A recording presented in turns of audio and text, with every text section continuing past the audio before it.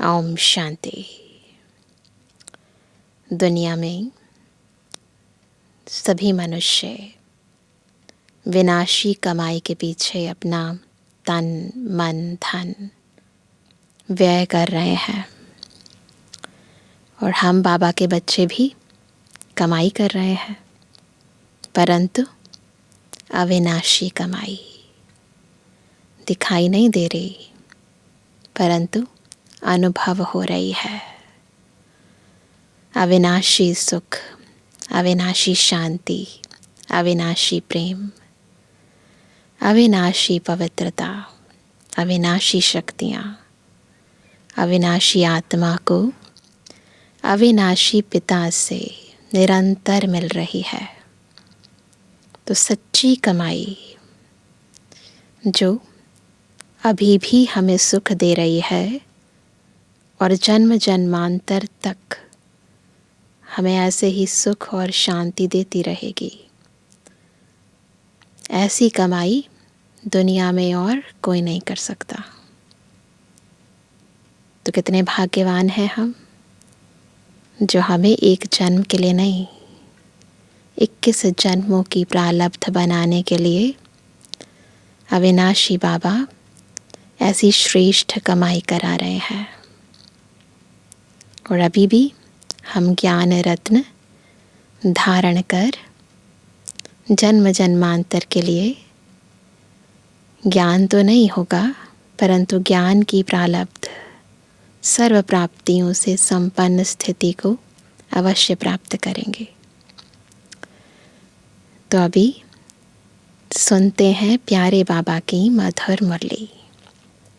आज है 25 तारीख 25 अगस्त 2023। बाबा के महावाक्य हैं, मीठे बच्चे, यह संगम युग है ब्राह्मणों की पुरी। ये संगम युग क्या है? ब्राह्मणों की पुरी। इसमें तुम ब्रह्मा के बच्चे बने हो। तुम्हें बेहद के बाप का वर्षा लेना है और सभी को दिलाना है। लेना भी है और सभी को दिलाना भी है। प्रश्न है, इस ज्ञान को अच्छी रीति समझने के लिए किस प्रकार की बुद्धि चाहिए? बहुत वैरायटी है आत्माओं की बुद्धि, परंतु यदि ज्ञान को समझना है तो कैसी बुद्धि चाहिए? उत्तर है, व्यापारी बुद्धि वाले ही इस ज्ञान को अच्छी रीति समझेंगे। प्रॉफिट किस में है और लॉस किस में है? तो व्यापारी बुद्धि जिसमें बहुत अच्छी निर्णय शक्ति हो, बुद्धि स्वच्छ हो। यह है बेहद का व्यापार। बाप बच्चों को भिन्न भिन्न कमाई की युक्तियाँ बताते रहते हैं। यहाँ हम कौन सी कमाई कर रहे हैं? अविनाशी कमाई। और इस अविनाशी कमाई को करने की भिन्न भिन्न युक्तियाँ बाबा बताते हैं। बच्चों का काम है मेहनत करना। ऐसी युक्ति निकालनी चाहिए जिससे स्वयं की भी कमाई जमा होती रहे और सर्व का भी कल्याण हो। तो एक पंख दो काज, खुद का भी और सबका भी। बाप की याद और सेवा ही कमाई का साधन है। तो दो साधन है, एक बाबा की याद और दूसरा बाबा की सेवा। बस गीत है।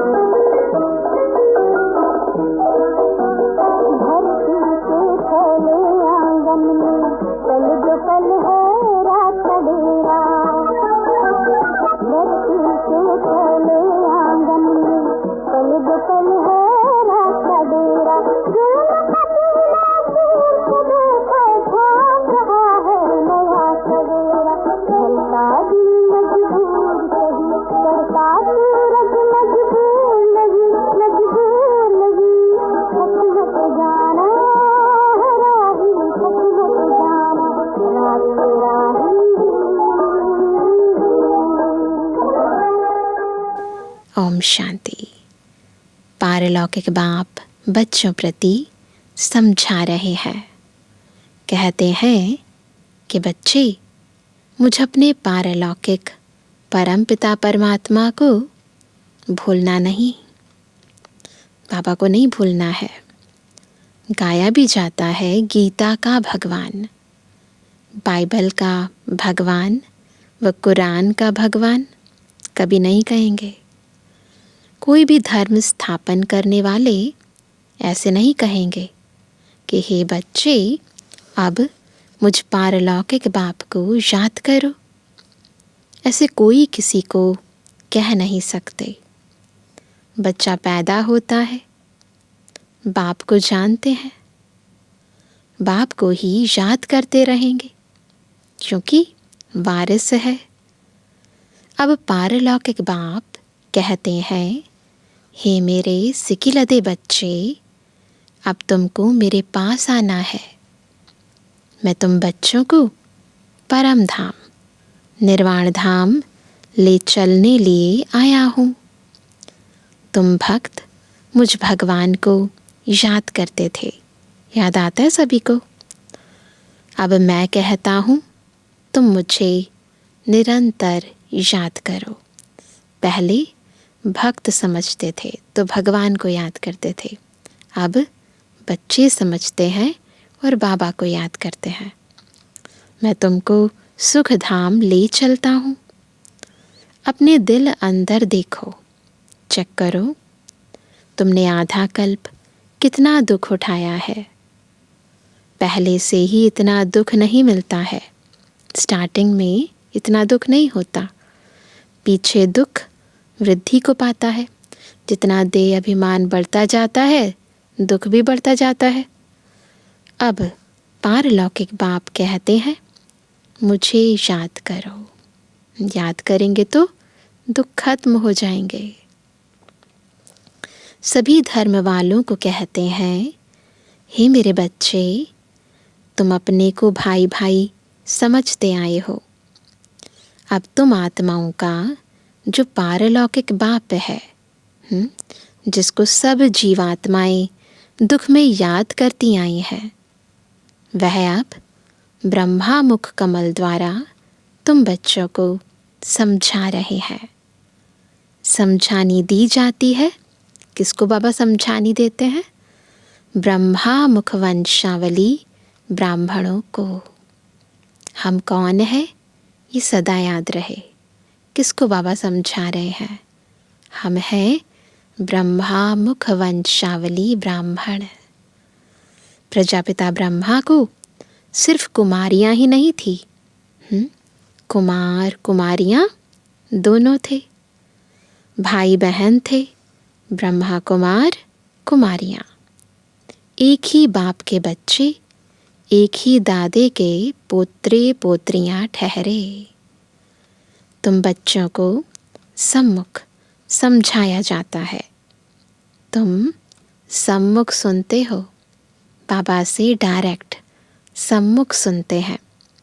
समझते हो कि हम निराकार शिव बाबा के सब बच्चे हैं। ऐसे समझते हैं ना सभी। बरोबर हम ब्रह्मा द्वारा शिव बाबा से स्वर्ग की बादशाही पाने के लिए राजयोग सीख रहे हैं। परमपिता परमात्मा ब्रह्मा मुख द्वारा जो तुमको समझाते हैं, वह फिर औरों को समझाना है। जो लौकिक भाई बहन हैं, उन्हों को समझाना है। बाबा से हम जो कुछ भी सुनते हैं, फिर हमें जाकर ज्ञान रत्न अन्य आत्माओं में भी बांटने हैं।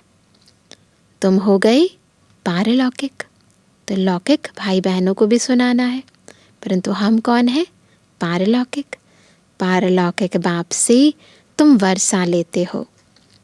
तुम कहलाएंगे पारलौकिक भाई बहन। वह हुए लौकिक भाई बहन। तो बाप समझाते हैं, बच्चे हूबहू 5000 वर्ष पहले मुआफिक तुम बुद्धि का योग लगाओ, तो तुम्हारे विकर्म विनाश हो जाएंगे। क्या करना विकर्म विनाश करने के लिए? बुद्धि योग एक बाबा से लगाना है। पाप भस्म हो जाएंगे। बाप की याद को ही योग अग्नि कहा जाता है। इस सर्वशक्तिमान बाप की याद में रहने से तुमको शक्ति मिलेगी। वह एक ही निराकार बाप है। इस ब्रह्मा मुख से सुनाते हैं। ज़रूर रथ तो चाहिए ना, जिस रथ के ऊपर उनकी सवारी हो। यह रथ है। इसमें परम पिता परमात्मा सवार हो बच्चों को यह सिखलाते हैं। ब्रह्मा बाबा शिव बाबा का रथ है। इस सृष्टि के आदि मध्य अंत की समझानी देते हैं, जिससे तुम भविष्य में चक्रवर्ती राजा रानी बन जाएंगे। और निरंतर याद करने से विकर्माजीत बन जाएंगे। क्या करना है? स्वदर्शन चक्र फिराना है। बाबा को निरंतर याद करना है। पापों को भस्म करना है। विकर्माजीत बनना है। पावन पुण्य आत्माएं बन जाएंगे। बाबा जो स्वर्ग स्थापन करते हैं, उस स्वर्ग के तुम चक्रवर्ती महाराजा महारानी बनेंगे। सो भी 21 जन्मों के लिए। और भारत में जो भी उत्सव होते हैं, शिव जयंती, होली, राखी, जन्माष्टमी, दिवाली आदि, इन सब उत्सवों का महत्व और हर एक की बायोग्राफी हम आपको सुनाते हैं। तो बाबा जितने भी त्योहार हम मनाते हैं वो संगम युग की यादगारें हैं और बाबा उनका यथार्थ अर्थ समझाते हैं। जन्माष्टमी क्यों मनाते हैं, होली क्यों मनाते हैं, दीपावली क्यों मनाते हैं, राखी क्यों बनाते हैं। तो अलग अलग त्योहारों का अलग अलग महत्व है। तो बाबा आगे कहते हैं, आओ बहनों भाइयों, हम आपको पारलौकिक बाप का परिचय देवें। तो त्योहारों पर भी जब हम उनका आध्यात्मिक रहस्य समझाते हैं तो बहुतों की सेवा हो जाती है। तो बाबा कहते हैं, परिचय ले सहज राजयोग सीख, तुम विश्व के मालिक बनेंगे। वर्ल्ड ऑलमाइटी पवित्रता, सुख, शांतिमय, अटल अखंड राज्य करेंगे। यह किसको भी समझाना बहुत सहज है। इस रीति लिखना भी है। बाप के समझाए हुए यह राज हम तुमको समझाएंगे। बाबा हमें समझाते हैं, फिर हम समझकर धारण करके फिर औरों की सेवा करते हैं। बाप के बच्चे बनेंगे तब तो वर्षा मिलेगा ना। तुम भी बेहद के बाप से बेहद का वर्षा आकर लो। जन्म जन्म तो हद का वर्षा लेते आए हो। वह है दुख का वर्षा, क्योंकि यह है ही रावण राज्य। यहाँ कुछ भी हम कमाते हैं ना, तो कमाई तो होती है परंतु वो हमें सुख नहीं देती है, क्योंकि उसको कमाने के लिए आत्मा जो है, क्योंकि विकारी है, कभी काम, कभी क्रोध, कभी लोभ, कभी मोह, कभी अहंकार, किसी के ना किसी विकार के वश होकर फिर वो कमाई करती है। तो इसीलिए बाबा कहते हैं, इस दुनिया में हम जो कुछ भी कमाई करते हैं वो कमाई हमें दुख देती है, परंतु बाबा जो हमें कमाई करा रहे हैं उससे हमें सदा काल का सुख का वर्षा मिलता है। इसलिए बाबा कहते हैं कि वह है दुख का वर्षा, क्योंकि यह है ही रावण राज्य। राम के राज्य में सदा सुख था, फिर माया रावण के राज्य में तुम दुखी हुए हो। यह तो तुम कोई को भी समझा सकते हो, पब्लिक भाषण में भी तुम समझा सकते हो। ऊंच ते ऊंच है भगवान, फिर है ब्रह्मा, विष्णु, शंकर, फिर उन्हों की महिमा गाया भी हुआ है। ब्रह्मा द्वारा स्थापना, तो ज़रूर वह स्थूल वतन में होगा ना। स्थापना कहाँ करनी है? इसी दुनिया में, स्थूल दुनिया में, है ना। तो फिर जिसको स्थापन करनी है दुनिया, उसे इसी दुनिया में आना होगा। और ब्रह्मा द्वारा स्थापना है तो ब्रह्मा को भी इसी दुनिया का होना होगा। तो सिंपल है ना। बाबा भी कहते हैं ब्राह्मण है ब्रह्मा की संतान, उनको ही प्रजापिता ब्रह्मा कहा जाता है। पहले पहले ब्राह्मण वर्ण चाहिए, ऊंच ते ऊंच है ब्राह्मण वर्ण। सबसे पहले शिव बाबा ब्रह्मा द्वारा ब्राह्मणों की उत्पत्ति करते हैं, तो ऊंच ते ऊंच है ब्राह्मण वर्ण। कौन स्थापन करते हैं? इम्पॉर्टेंट बात यह है कि ब्राह्मण वर्ण कौन स्थापन करते हैं? परम पिता परमात्मा, पिता के सब बच्चे ठहरे। ब्रह्मा द्वारा इन ब्रह्मा कुमार कुमारियों को बैठ पढ़ाते हैं। यह संगम युग है ब्राह्मणों की पुरी। नोट करना, आज बाबा ने स्पेशल नाम दिया है।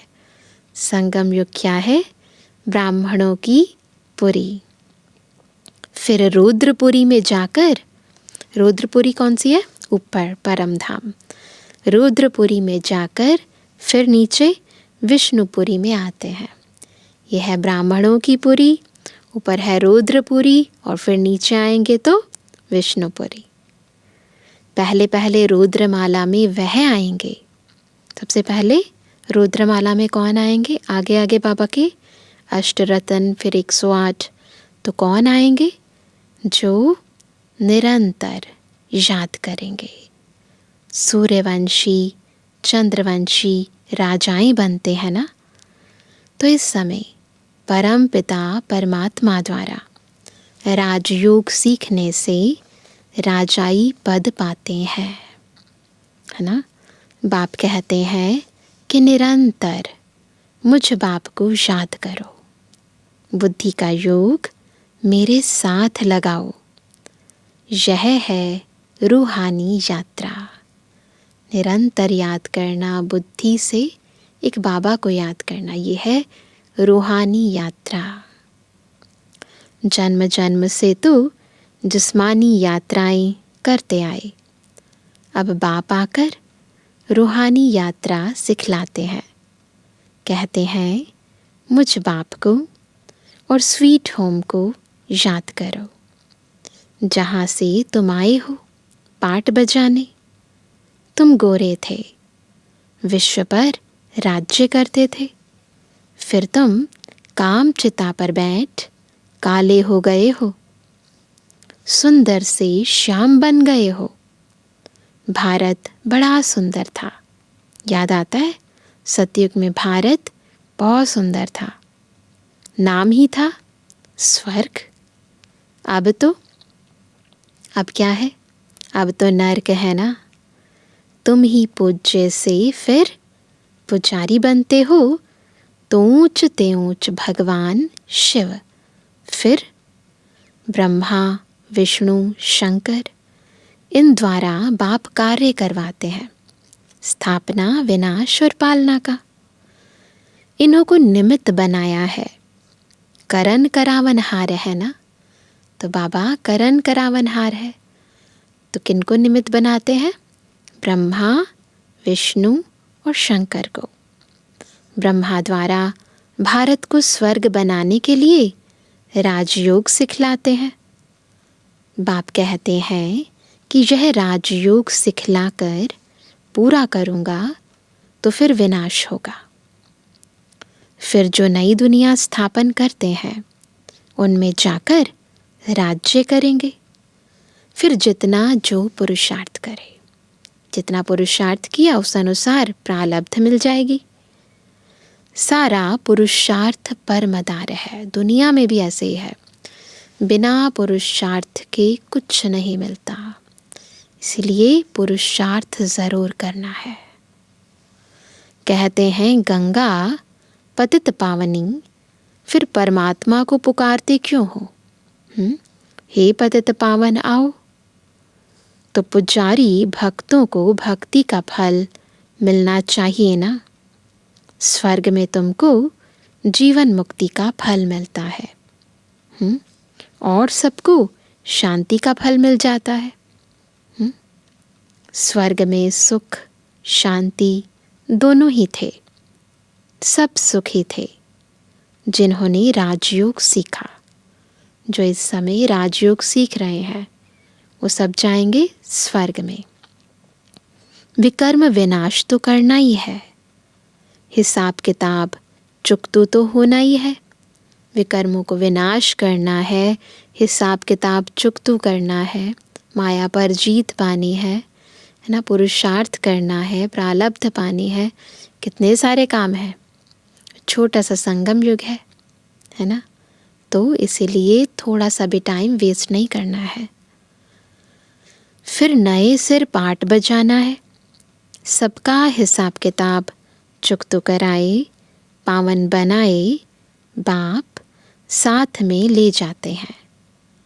हिसाब किताब चुकतू कराते हैं, पावन बनाते हैं, फिर लेकर जाते हैं। ऐसे नहीं जा सकते।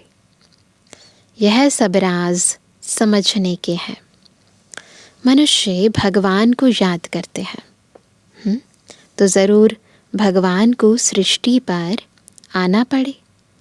कहते हैं कि सृष्टि पर आकर भक्तों को भक्ति का फल देता हूँ। मुक्ति व जीवन मुक्ति, शांति व सुख देता हूँ। दुनिया में सुख शांति व संपत्ति ही मांगते हैं। यही तो मांगते हैं, भगवान से भी यही मांगते हैं। और जो मेहनत भी करते हैं तो अल्टीमेटली क्या चाहते हैं? सुख हो, शांति हो, संपत्ति मिले। और बाबा एक जन्म की नहीं, जन्म जन्मांतर के लिए सब कुछ दे देते हैं। मनुष्य तो संपत्ति के लिए ही पुरुषार्थ करते हैं कि धनवान बने। समझते हैं संपत्ति में ही सुख होगा, इसलिए संपत्ति बटोरते रहते हैं। ऐसे या वैसे, सही गलत कुछ नहीं देखते, बस संपत्ति इकट्ठी करनी है। परंतु भल किसको कितनी भी संपत्ति है, राज्य तो फिर भी माया का है ना।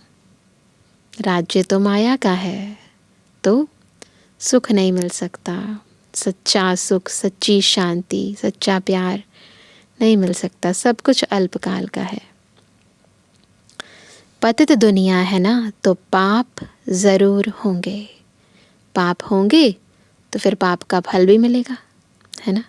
संपत्ति के लिए बहुत पाप करते हैं, ये तो सबको पता ही है ना। यह है ही पाप आत्माओं की दुनिया। इसमें कोई भी पुण्य आत्मा होती नहीं। पुण्य आत्माओं की दुनिया में फिर कोई पाप आत्मा नहीं होती। यथा राजा रानी तथा प्रजा पुण्य आत्मा होते हैं। कहाँ? सतयुग में सब पुण्य आत्माएं होती हैं। इस समय कलयुग में सब पाप आत्माएं हैं। तो सोच सकता है कोई कि पुण्य आत्माओं की दुनिया आने वाली है? घोर अंधेरी रात में कोई सोच भी नहीं सकता ये दिन में बदल जाएगी, परंतु बदलती तो है ना। क्यों? सूर्य आता है। तो अभी बाबा आए हैं इस दुनिया से, इस पाप की दुनिया से हमें पुण्य की दुनिया में ले जाने, है ना। इसलिए बाबा कहते हैं पुण्य आत्माओं की दुनिया में फिर कोई पाप आत्मा नहीं होती। यथा राजा रानी तथा प्रजा पुण्य आत्मा होते हैं। इन पावन देवी देवताओं को पतित दुनिया में राजा लोग भी पूजते हैं, क्योंकि समझते हैं यह सर्वगुण संपन्न है। हमारे में कोई गुण नाही, आपे ही तरस परोई। सोचते हैं हमारे पास गुण नहीं है और ये तो सर्वगुण संपन्न है, तो हम पर तरस खाएंगे तो हमें भी गुणवान बना देंगे। फिर यह कहते हम ही भगवान हैं, फिर ये भी कह देते हैं शिवोहम तत्त्वम, ऐसे बोलते हैं ना। पतितों को पावन बनाने वाला तो एक ही बाप है। पतित पावन कहने से बुद्धि चली जानी चाहिए किस तरफ? निराकार भगवान की तरफ। निराकार उपासी भी होते हैं ना, उपासना करते हैं। तो वह निराकार बाप है ऊंच ते ऊंच। जब तक उनका पूरा परिचय नहीं तो उपासना क्या करेंगे। निराकार की उपासना करते हैं परंतु निराकार का पूरा परिचय तो है नहीं। कौन है निराकार, नाम क्या है, रूप क्या है, देश क्या है, काल क्या है, कब आते हैं, कैसे आते हैं, तो उपासना कैसे करेंगे, है ना। भल कहते हैं परम पिता परमात्मा शिव है ना। कहते हैं ना ब्रह्मा देवताय नमः, विष्णु देवताय नमः, शंकर देवताय नमः, शिव परमात्माय नमः, ऐसे कहते हैं। निराकार उपासी है ना, निराकार को याद करने वाले, परंतु वह है कौन, पूरा परिचय चाहिए ना। निराकार को क्यों याद करते हैं, उससे क्या मिलेगा, क्या निराकारी दुनिया में जाएंगे। इन प्रश्नों का उत्तर है उनके पास नहीं है। आत्माओं को तो निराकारी दुनिया में जाने के रास्ते का पता नहीं है, कैसे जाना है, रास्ता ही नहीं पता। भल सब याद करते हैं परंतु बिगर परिचय, परिचय नहीं है परंतु याद कर रहे हैं, है ना वंडरफुल बात। इस प्रकार याद करने से तो कोई पावन नहीं बनेंगे। यहाँ तो निराकार खुद साकार में आते हैं। मनुष्य तो निराकारी दुनिया में जाने के लिए कितने शास्त्र आदि पढ़ते हैं परंतु कोई जा नहीं सकते। कितना कुछ करते हैं ना, कितनी मेहनत करते हैं परंतु यथार्थ रास्ता ना पता होने के कारण जा ही नहीं सकते। रास्ते का भी पता नहीं है। जिस्मानी यात्रा के पंडे लोग रास्ता जानते हैं तब तो ले जाते हैं ना, बिना रास्ता जाने कोई किसको कैसे ले जाएगा। यहाँ इस रास्ते को कोई जानता नहीं जो समझाए, इसके लिए कहते बेअंत है। तो फिर याद कैसे करें, कुछ भी समझते नहीं। कोई ने कहा बेअंत है, फिर कोई ने कहा निराकार है, तो फिर निराकार उपासी बने। आजकल तो फिर कह देते कि हम वही हैं, बात ही ख़त्म। कह देते कि हम ही निराकार हैं, हम ही परमपिता परमात्मा है, तो बात ही ख़त्म हो जाती है। दिन प्रतिदिन तमो प्रधान मत होती जाती है, तो अपनी महिमा खुद ही करते हैं। ज्ञान नहीं है तो अज्ञानतावश आत्मा गलत कार्य करती है क्योंकि बुद्धि तमो प्रधान है। जो आता वह कहते रहते हैं। बाप समझाते हैं, ऊंच ते ऊंच बाप गाया जाता है। कहते हैं ना, ऊंचा तेरा नाम, ऊंचा तेरा धाम, ऊंचे ते ऊंचा तू भगवान। सर्वव्यापी कहने से तो सब ऊंचे ते ऊंचे हो जाते हैं। सर्वव्यापी कहने से तो सब ऊंच ते ऊंच हो जाते हैं, क्योंकि यदि कहें कि सब जगह परमात्मा है परंतु सब कहाँ है, नीचे है, तो फिर ऊंचे कैसे हुए। तो सर्वव्यापी तो नहीं है ना, भगवान है ऊंचा और इंसान है नीचे, तो ऊंचे तो नहीं हुए ना। तो बात तो दोनों कॉन्ट्राडिक्टरी हो गई ना, दोनों में बिल्कुल ज़मीन आसमान का अंतर है। इतने पतित दुखी वह फिर ऊंच ते ऊंच कैसे होंगे। सब जगह अगर परमात्मा है और सभी पतित हैं, दुखी हैं, उनमें परमात्मा कैसे होगा। परमात्मा कौन है, वो तो पतित से पावन बनाने वाला है, दुख हरता सुख करता है। तो पतित मनुष्य, दुखी मनुष्य, वो परमात्मा कैसे हो सकते हैं। एक तरफ कहते नाम रूप से न्यारा है, फिर उनको पत्थर भित्तर में लगाना।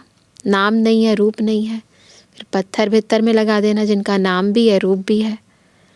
इसको ही धर्म ग्लानि कहा जाता है। धारणाओं की ग्लानि कर देते हैं, धर्म स्थापक की ग्लानि कर देते हैं, है ना। अभी फिर कहते हम ही परमात्मा है। अभी जो कुछ पास्ट हुआ सब ड्रामा है, भूल जाओ अब इन बातों को, सब ड्रामा। वह फिर भी होगा। भूल पिछाड़ी भूल, एक गलती करते हैं फिर दूसरी फिर तीसरी, एक बार रास्ता गलत पकड़ लिया ना, फिर गलती गलती गलती करते रहते हैं। ग्लानी पिछाड़ी ग्लानी करते करते भारत ऐसा पतित हो गया है। बाप का परिचय तो सबको मिलना है। तुम्हारा प्रभाव निकलेगा, इतने ढेर ब्रह्मा कुमार कुमारियों द्वारा ज्ञान मिलता है। यह तो बरोबर परम पिता परमात्मा की ही बात है। सबसे ऊंच ते ऊंच है परम पिता परमात्मा। उनकी महिमा बहुत है, पारावार नहीं, है ना। अब बाप बैठ अपना परिचय देते हैं। कितने भाग्यशाली हैं हम। दुनिया वाले भटक रहे हैं और बाबा हमें खुद अपना परिचय देते हैं। मैं क्या करता हूँ? मैं आकर सभी पाप आत्माओं को पुण्य आत्मा बनाता हूँ, राजयोग सिखलाता हूँ। गाया भी जाता है, ईश्वर की गतमत न्यारी। गति और मत सबसे न्यारी है। सो तो ज़रूर जब यहाँ आएंगे तब तो मत देंगे ना। मत देना है तो यहाँ आना भी होगा, है ना। क्राइस्ट की सोल आई क्रिश्चियन धर्म स्थापन करने। स्थापन यहाँ करनी है तो इसीलिए क्राइस्ट की सोल यहाँ आई। इसी तरह शिव बाबा को भी यहाँ ही नई दुनिया स्थापन करनी है। हेवनली गॉड फादर है ना, तो यहाँ ही आना होगा ना। बाबा कहते हैं बाप की मत तो सबसे न्यारी है। यह बाप तो है सबसे ऊंच, सर्व धर्मात्माओं का भी पिता, सर्व महान आत्माओं का भी पिता, देवात्माओं का भी पिता, सर्व मनुष्य आत्माओं का पिता, एक परम पिता परमात्मा सबसे ऊंच। भारत में मनुष्य मात्र में श्रेष्ठ ते श्रेष्ठ देवी देवताएं ही डबल सिरताज बने हैं। बाप की है श्रीमत। भगवान वाच मैं तुमको राजयोग सिखलाता हूँ, जो और कोई सिखला न सके। लिखा हुआ है भगवानुवाच। वह है ही हेवनली गॉड फादर, जो स्वर्ग की स्थापना करते हैं। स्वर्ग के लिए तुम ब्राह्मणों को राजयोग सिखलाते हैं। ब्राह्मण वर्ण सबसे ऊंच हो गया। बाप सर्विस की युक्तियाँ बहुत बतलाते हैं। भल कोई गालियाँ भी दे, तुम चित्र रख दो, उनमें लिखा होगा किन वर्णों में भारत ही आता है। अब है कलयुग शूद्र वर्ण, फिर तुम बाप द्वारा ब्राह्मण बने हो। तुम्हारा नाम है ब्रह्मा कुमार कुमारी। बाबा सेवा की भिन्न भिन्न युक्तियाँ बता रहे हैं, कैसे लोगों को समझाना है। तुम्हारे चित्र ऐसे होने चाहिए जो मनुष्यों को वंडर लगे कि ऐसे चित्र तो कहीं नहीं देखे। यह ज्ञान व्यापारी बुद्धि वाले अच्छी रीति समझ सकते हैं। यह व्यापार भी अच्छा है तो श्रीमत देने वाला भी सर्वोत्तम है। व्यापार भी सबसे बेस्ट है और व्यापार करने की मत देने वाला भी सर्वोत्तम है। परंतु बहुत बच्चे मेहनत नहीं करते, समझते हुए जानते हुए फिर भी मेहनत नहीं करते। जितनी मेहनत विनाशी कमाई के लिए हम करते हैं, जितना तन मन धन समय शक्ति उस कमाई के लिए हम लगाते हैं, उसके कंपैरिजन में करते हैं इतनी कमाई यहाँ। इसको सेकेंडरी रखते हैं या प्राइमरी रखते हैं, उसी अनुसार फिर प्राप्ति होती है। घर में सोए पड़े रहते तो बाबा खड़ा करते हैं, तुम एक चित्र बनाएंगे, इससे हजारों का कल्याण होगा। सब तुम्हारी वाह वाह करेंगे, वंदे मातरम कहेंगे। अच्छा, तुम लकी सितारों पर यादगार नंबरवार पूछा था। रूहानी बच्चों की रूहानी बाप दादा को गुड मॉर्निंग, नमस्ते नमस्ते नमस्ते। धारणा के लिए मुख्य सार। पहला, रुद्रमाला में पहला नंबर आने के लिए निरंतर बाप की याद में रहना है। बाप और स्वीट होम की याद से स्वयं को पावन बनाना है। बाप और स्वीट होम की याद से स्वयं को पावन बनाना है। दूसरा, रूहानी पंडा बन सबको सच्ची यात्रा करानी है। रूहानी पंडा बनकर सबको सच्ची यात्रा करानी है। एक बाप की श्रीमत से स्वयं को डबल सिरताज बनाना है। बाबा की श्रीमत से स्वयं को डबल सिरताज बनाना है।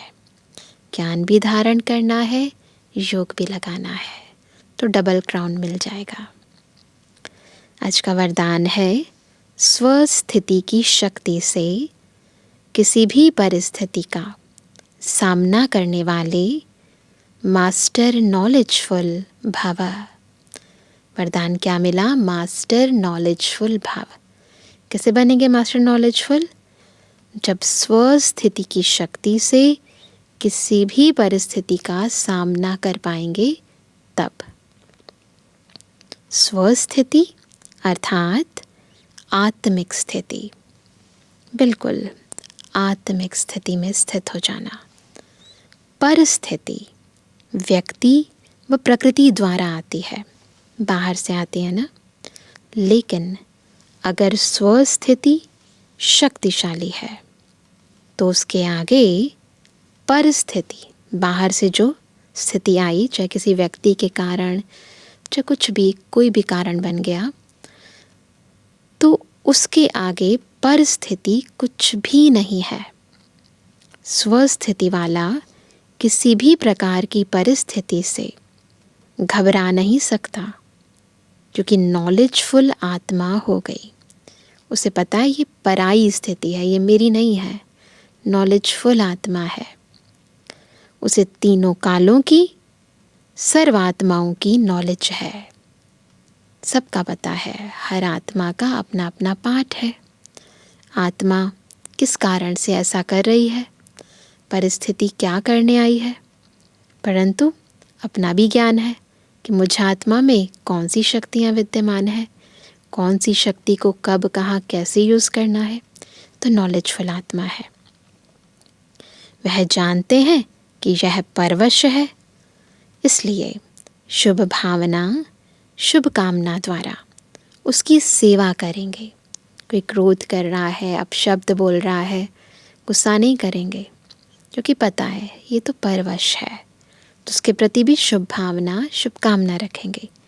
घबराएंगे नहीं, सदा मुस्कुराते रहेंगे, क्योंकि ज्ञान है ना, नॉलेजफुल है। स्लोगन है, भाग्यवान वह है जो सदा भाग्य के गुण गाए, कमज़ोरियों के नहीं। अपने कमज़ोरियों की व्याख्या नहीं करनी है, इस कारण ऐसे हो गया, उस कारण वैसे हो गया। नो, भाग्यवान कौन है? जो अपने भाग्य के गुण गाता है, कमज़ोरियों के नहीं। ठीक है ना? तो आज कौन सा होमवर्क करेंगे? ये है ब्राह्मणों की पुरी। तो अपने आप को ब्राह्मणों की पुरी में बिल्कुल प्योर आत्मा, और फिर हम कहाँ जाएंगे? ऊपर रुद्रपुरी में। फील करेंगे जैसे हम शिव बाबा के साथ रुद्रमाला में पिरोए हुए हैं, और फिर नीचे आएंगे विष्णुपुरी में, है ना। अपने आप को सर्वगुण संपन्न, 16 कला संपूर्ण, ऐसे निर्विकारी देह में देखेंगे, पवित्र देह में। तो बार बार ये ड्रिल करेंगे। अभी अभी ब्राह्मणों की पुरी, अभी अभी रुद्रपुरी, और अभी अभी विष्णुपुरी। करेंगे ना? तो नया नाम है, बाबा ने दिया है, तो फिर ये ड्रिल भी नए तरीके से करेंगे हम। सभी करेंगे और फिर ऐसे हमारा स्वदर्शन चक्र घूमता रहेगा, है ना। ड्रिल करने से आत्मा शक्तिशाली बनती है ना। शक्तिशाली बनती है, समर्थ बनती है, आत्मा निरोगी भी बनती है। क्योंकि जब शक्तिशाली बनती है तो वीकनेसेस, व्यर्थ संकल्प, नेगेटिव थॉट्स अपने आप खत्म होने लगते हैं। तो ये हमारा समर्थ संकल्प, ये शक्तिशाली ड्रिल हमें व्यर्थ से दूर कर देगी, पावरफुल बना देगी। तो सभी करेंगे जब जब दिन में आपको टाइम मिले। ये है आज का होमवर्क। ओम शांति।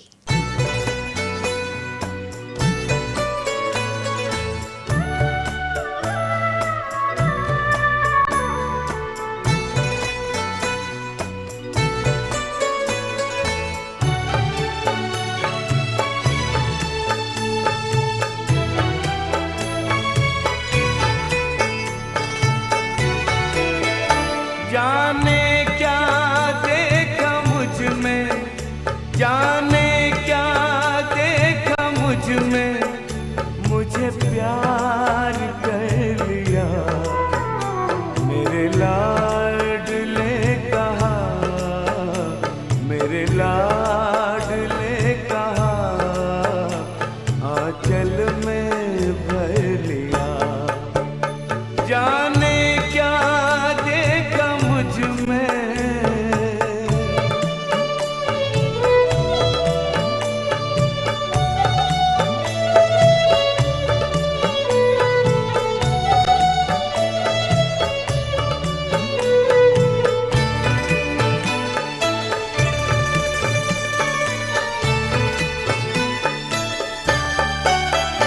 तेरा प्यार सोच करके आँखों में आंसू आए।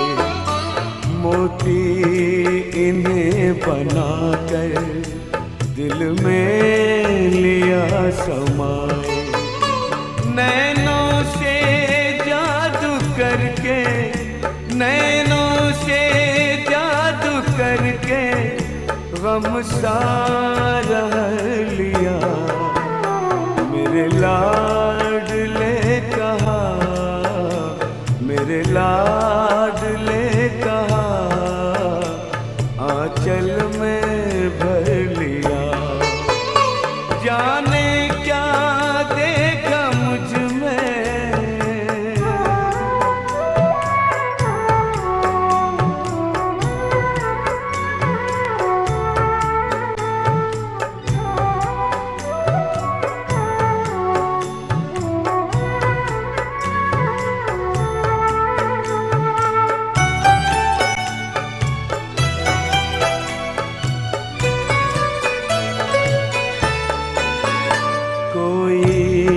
नहीं थी खूबी काबिल न थे तुम्हारे।